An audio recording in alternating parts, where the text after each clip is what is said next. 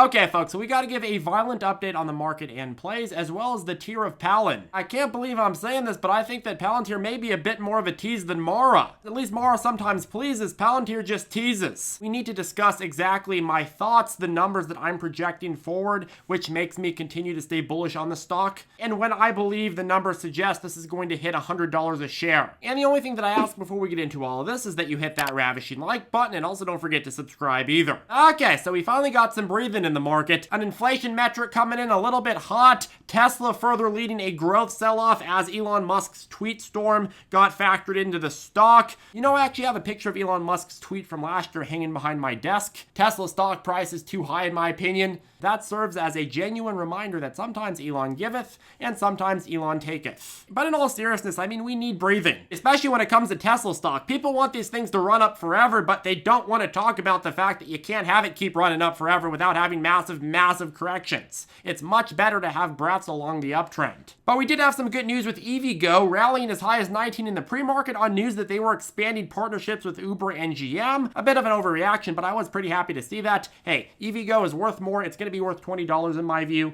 but it hasn't earned it yet. Mara had a strong uptrend to a new high in the pre-market before getting capital pulled with the rest of the market. Lucid saw some pushbacks in momentum. Overall, innovative and growth down. Most things breathing today. Okay, lastly, I want to talk about Upstart. So Upstart's a play that we presented on in the 90s, and I talked about why this is such a unique company with a very intriguing business model. I gave it a price target at 180, and then as I reevaluated some of their crucial segments and where they're growing, I upgraded it to 245. We had a lot of criticism for that because it's like, hey, I can't make an argument for this above 245, and then day after day it's running 300, 330, 350, 380. And just as an example, I'm certainly not always right, but just as an example of why it's so important not to upgrade something just because it's running. Today we had earnings and it coincidentally almost fell exactly to my fair value price target at 245. It's fine to ride euphoria waves, but you can't trick yourself into believing that that euphoria is earned yet. And I said, hey, I'd be willing to upgrade Upstart if we get a massive beat on my earnings expectations for them. Instead, they met my expectations for the 245 price target, but they didn't meet the expectations for the folks who bought in the 400s.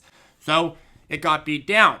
That's the key with having a price target. It's not relentlessly upgrading because the stock is going up. It's saying, hey, this is the fair value for the stock. I don't care what the market thinks it's worth, if it really undervalues it or really overvalues it. This is the true value of the stock, so I'm going to buy in far below it, and I'm going to sell out at it or as it gets into euphoria mode. Just a smart lesson there. I have to learn that lesson as well. Sometimes it's just too easy to say, okay, well, it's going up. That means you got to buy more, but it's not worth more just because people are buying it, and you have to make sure the market doesn't trick you. Okay, Palantir. So this was perhaps the most popularly watched retail stock in late 2020, early 2021. It's still one of the most followed, but it's found itself basically in the stagnating category since the growth crash, from a general range of mostly 20 to 30 and just bouncing back and forth. And with today's earnings, this is now the fourth quarter in a row where we've had a dramatic beat on earnings per share and a slight beat on revenue, yet didn't seem to help too much. Now, part of Palantir's sell-off today was because of the Tesla-led growth crash, but still, you definitely had some of those momentum traders that helped with the pre-anticipatory run take some profits. Now, if you haven't watched our PLTR videos before, or you aren't a well-versed Palantirian, well, the overly watered-down version of what Palantir does is that they offer software that helps aggregate data for large institutions and companies and helps drive better operational decisions. It operates as a software as a service model, and the idea is that if it does well with one client, that client will then go and use that program in more of its departments. It's also true that it's very difficult for clients to then go and retrain for a different platform because all their employees are used to using this one platform, or their whole system was fine-tuned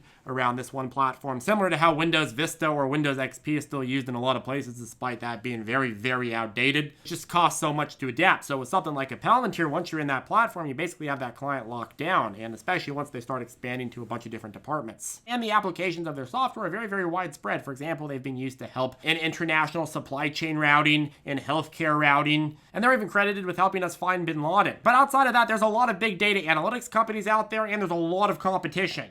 So the one thing that we have to see with these companies to actually understand the competitive edge they have is proof of concept. Are they getting more clients? Are those clients spending more money? And that leads us to the latest earnings report that came out this morning. On earnings today, they said their Q3 revenue grew 36% year over year, but what was important about the growth trajectory is their Q3 US commercial revenue growth rate accelerated to 103% year over year. Now, if you visualize this, you have a revenue growth rate at 4% in Q4 2020, 19% in Q1, then 28%, and now 37% in this category. This creates that exponential growth that we wanted to see in that last Palantir video that we made. From Q1 to Q3 of 2021 alone, they've seen revenue growth of 44%, adjusted free cash flow of $320 million, which is 29% margin, and adjusting operated income of $349 million, which is a 32% margin. Total customers, and this is very important, increased 20%.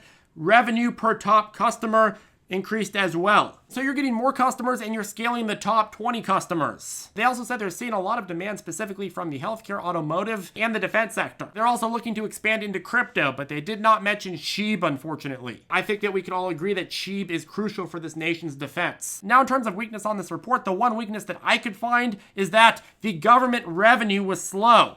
But they are making up for it in deal volume and value in other sectors like the commercial sector. Well, that's the only other sector, the commercial sector. So they're making up for it in the commercial sector. But anyways, it's hard to visualize exactly what's going on here, and I just threw a bunch of numbers at you. So let's go ahead and project growth on a spreadsheet. Okay, so I'm going to go ahead and use the CEO's estimated growth rates that he reiterated today over the next 5 years for simplicity's sake, and assume the rates continue through 2030. We'll adjust those later to factor in different projections that aren't aligned with the CEO and my own projections. But I started from 2021's guidance that was released today at $1.527 billion, which is an estimated 40% growth rate. And then I used their long-term guidance growth rate, which they reiterated again today, an annual growth rate of 30% in revenue or greater for 2021 through 2025. So you plug that in, you run the numbers of growth year over year. The formula calculates this level of revenue per year in each category. And with the shares outstanding, I assumed about 3% of dilution per year, which seems pretty reasonable. Given the amount of dilution and the setup with this company and warrants and whatnot, I would expect it to start going down dramatically. I would say 2 to 3%. And then I went ahead and put together 3 different categories for multiples. Fair value at 20x sales, which given the compounding growth rate of the sector that it's in and Palantir's market share,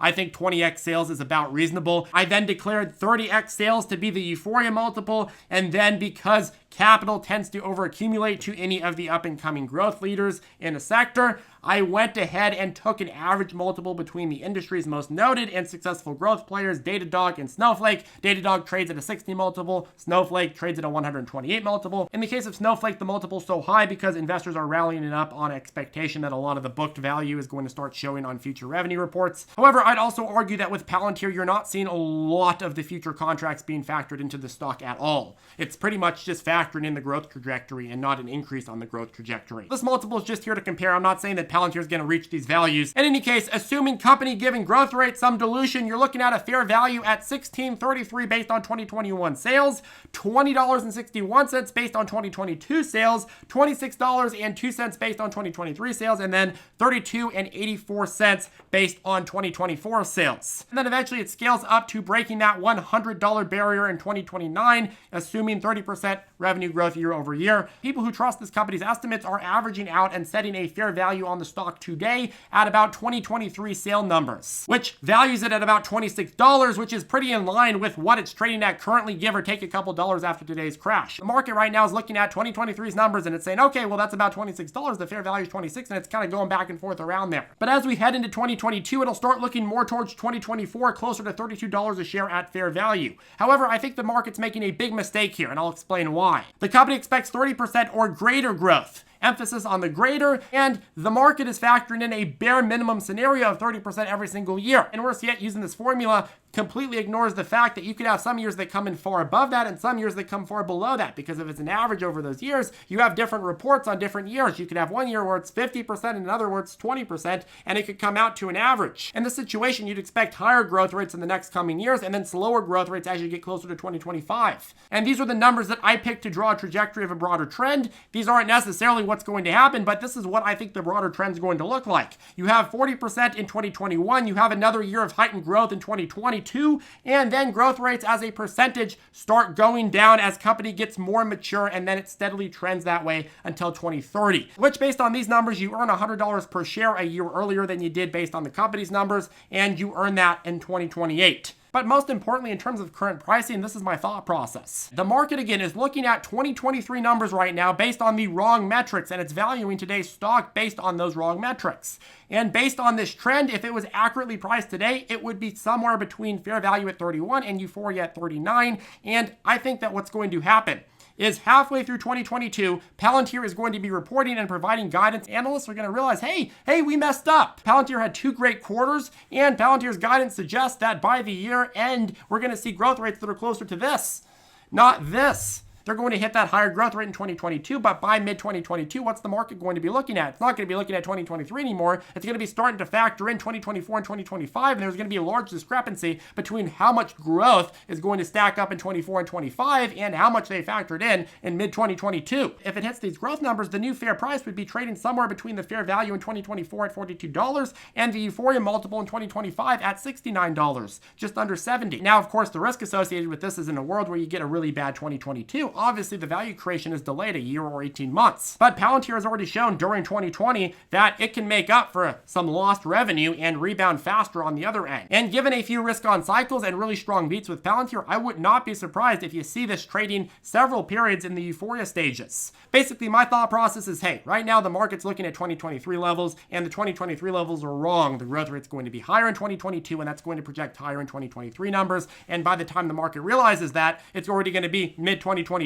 And so it's going to have to rush to try to price in 24 and 25, which is going to put it much closer to these values. And I could end up being wrong, but when you ask Charlie, why are you bullish on Palantir? Well, this is why. Because I think that their growth numbers are going to look like this, and even if they don't, they're still going to create a lot of value over the upcoming years. I think this is a stock that requires patience, but the numbers make sense in my view. Anyways, folks, that caps off the video. If you have any questions, feel free to reach out to us below or join us on ZipTrader Circle. If you'd like to learn how to trade with our private chat, our daily morning briefings, as well as our step-by-step lessons, where we will walk you through everything that you need to know in order to learn how to better trade and manage your account in the stock of market, well, we'll go ahead and put a link to ZipTrader you below. This is not the type of course where you can buy it and get away without doing any work. This is something where you're expected to put a ton of work in and effort to get any sort of result. When I buy something, you better bet that I get every single dollar worth out of it. And I expect the same from you. Anyways, have a good one, and I'll see you in the next video.